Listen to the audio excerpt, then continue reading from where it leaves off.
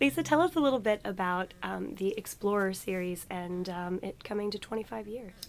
Well, I'm hosting this incredible 2-hour retrospective of Explorer on the National Geographic Channel. It's airing on Sunday, and it really is quite an impressive look back at all of the incredible things that Explorer has covered. And I don't think there's a single other show on television that really explores as far-reaching a world and assignments and stories as this show does. I mean, the places that Explorer ventures into, the kinds of cultures it penetrates, the stories it tells are unlike any other show. And when I saw the completed episode for the first time, I was just so proud to have been part of the show that not only has been in existence for 25 years, but that has really provoked and entertained and moved and astounded people.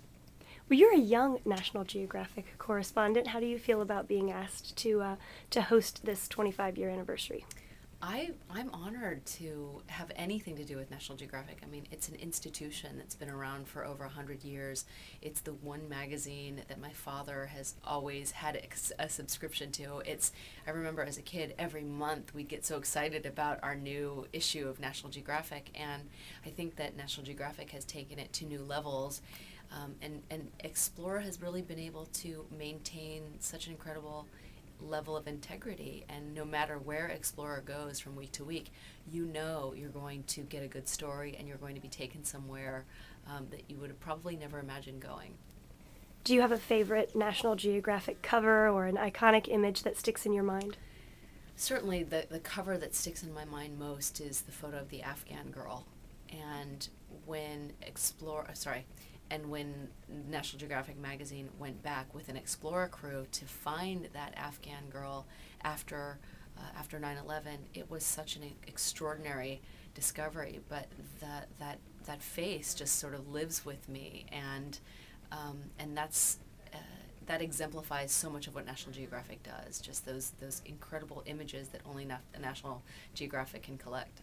You know, she didn't even know that she was so well known and so popular, Yeah. and she doesn't really want to speak to any of the media or be known now. Why do you think that is?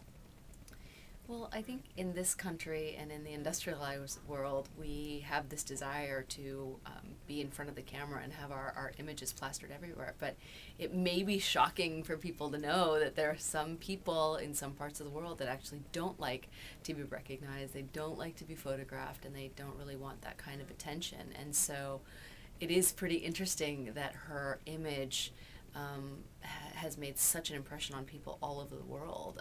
But I like the fact that she is a little understated.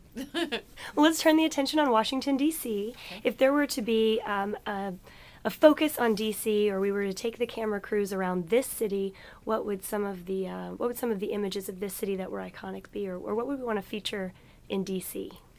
There's so many things that make DC unique, and it's one of my favorite cities in the world, and I had a place here for a very long time. I was actually really sad when I left the city, and I get so excited to come back, but I would have to say that one of my favorite things about DC are the DC cab drivers. And the reason is because every time I get into a cab in DC, I inevitably will engage in conversation with someone who's not from the United States, but has a really, really interesting story to tell. And almost every cab driver I've ever encountered in DC is so well informed about what's happening politically, and I really derive pleasure out of talking to DC cab drivers, and I think it's very unique to this city.